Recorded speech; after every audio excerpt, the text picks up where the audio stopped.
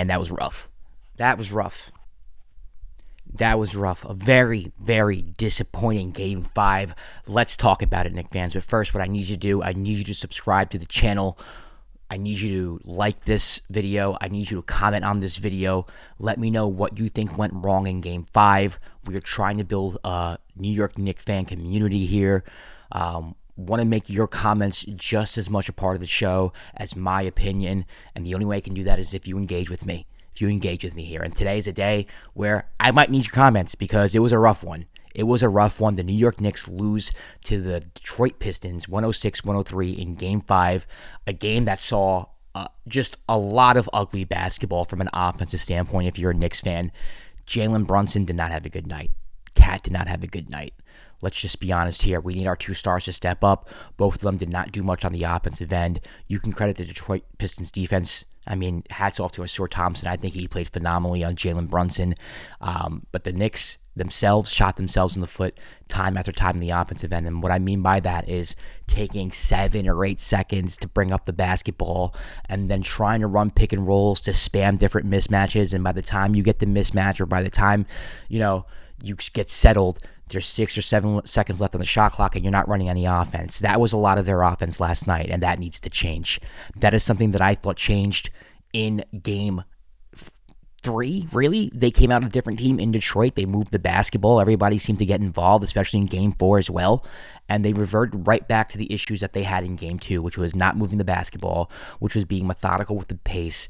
You thought, as a Knicks fan, especially me, someone who wanted this team to be a contender, wants this team to compete against a team like the Boston Celtics, the team that they would face in the next round, you would think that they might have A, learned their lesson, or B, found their stride a little bit. And I think Game 5 was a reality check if you were looking for that as a Knicks fan. I mean, this team, they might beat the Pistons, but next round might be a little more difficult and actually might be too much to overcome. But right now, let's not even talk about the next round. Let's talk about what happened yesterday. Tom Thibodeau, you got to call time out there. I'm not going to call for your head like everybody else might be calling for your head today. I'm recording this in the morning. Not sure what New York Sports Talk Radio is looking like right now. I know a lot of Knicks fans were upset last night.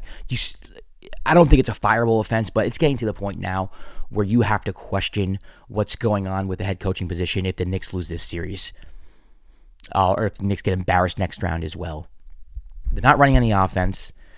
His defense doesn't seem to be working, right? This guy is defensive coach. You bring over Cat because you probably think that even though, Cat's not a defensive big man, that Tom Thibodeau can make it work out somehow. He hasn't had it worked out. You get Mikal Bridges, that hasn't really worked out either on either end of the ball. Mikal has played good defense and good offense at times, but he's not been what the Knicks thought he's been.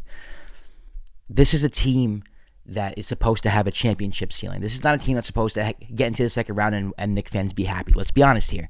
This is a team that was built to compete to win a championship this year. And, I'm saying this in a series where they're up 3-2, don't know what's going to happen. They could smack the Pistons in Game 6 for all I know. But I think I've come to the conclusion, and I have for a while, maybe gave them the benefit of the doubt with their Game 3, Game 4 victories in Detroit. But I've come to the conclusion that this team is they don't have a championship ceiling at all. They have a 5-game Eastern Conference semifinals and out ceiling. And a lot of that has to do, in my opinion, with Tom Thibodeau. You have to be running Cat and Jalen pick and roll. You have to be drawing up better schemes defensively. You have to.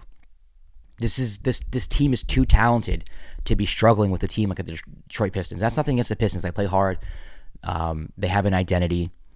But we're talking about a team that it's Cade Cunningham, who's a young and rising superstar, and then it's a bunch of players who, Tobias Harris, Dennis Schroeder, Malik Beasley. These are players who have been navigating their way through the league for most of their career, and for a reason. They can ball, don't get me wrong, but they've been fringe rotation pieces. It's not pieces that should be tearing you up in the playoffs. They're just not. There's no excuse to be in this tight of a series with a Pistons team that is not as talented as you. Let's just be honest. And a lot of it, I think, is coaching. They continue to come out in the third quarter flat. It's a problem. Whether it's being flat or the other coach making adjustments that Tom Thibodeau is not privy to or ready for. What am I supposed to do with that? What am I supposed to think after a while? And I'm someone who likes Tom Thibodeau. I think he's changed the culture. I think he's changed the culture of this franchise. But it might be a Mark Jackson situation where the Knicks are here and you need your Steve Kerr to go to here. especially now that I think that this team might have to take on a more offensive identity than a defensive identity. Maybe lean into that a little bit, because right now they're really neither. I know they had one of the best offenses during the league.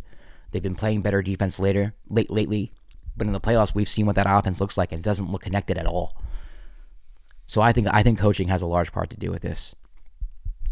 Going into Thursday, Game 6, I don't expect the Knicks to win. Actually, that's my prediction. But we'll talk about that. The keys to the game are going to be, do they bring the same defensive intensity that the Detroit Pistons are bringing? And they did in Game 5. To the Knicks' credit, they played good defense. They played great defense.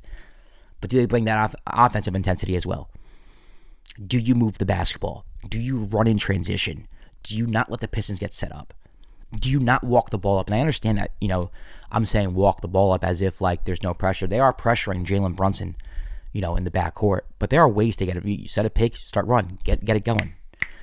Get it going. Press breakers, things of that nature. Run the basketball. This team looks so good offensively when they run the basketball. And at times they've done that, especially in Detroit this series. Those are the keys to the game to me. The biggest key to the game to me. The toughness has been there. They got to get better on the boards. But right now, just as a Knicks fan, I'm not feeling good. I'm not feeling good at all. I'm not saying they're going to lose this series. I'm not feeling that way. I'm not doomsday. I think it's just an overall realization that this team just doesn't have it this year. Now they can go on the road and win Game 6, and yes, I'll be happy. I'll be rooting for them against the Celtics, and I'm not going to say bad words about them, but I think everyone knows in the back of their heads that this team is just not capable of going all the way this year. And I think last night, and I'm going to steal a couple takes from people who were on X and on other YouTube channels, because everyone was saying it, so it's not an original take, but I think last night was a microcosm of what the year has been, really. A lot of promise. You're excited, and then everything just falls flat for different reasons, mostly because this team is just not connected. So Game 6, I actually think I think Detroit wins Game 6 in Detroit. I think we're going back to the Garden for Game 7. I think the Knicks do win Game 7, but we'll talk about that if that gets there. In the meantime, listen, you can subscribe to the channel. You can like the video. Follow me everywhere at Josh_Rodriguez_. We're also trying to build a community here. I want to know what you think. Maybe talk me down. Talk me down here. I don't. Am I being too crazy right now? Am I being too pessimistic? Am I in my feelings right now because the Knicks just lost a Game 5 at the Garden to a team that has been so annoying? I don't know. But let me know what you think in the comments below. We'll be back tomorrow. I'll do a free preview, a full preview of Knicks Pistons Game 6. Maybe my tune will change. Look at some film. We'll see what we can do. Have some keys to the game. And we'll go from there. But yeah, not a good day for a Knicks fan. Not a good day at all. I'll see you tomorrow for another episode of Knicks Latest. Peace.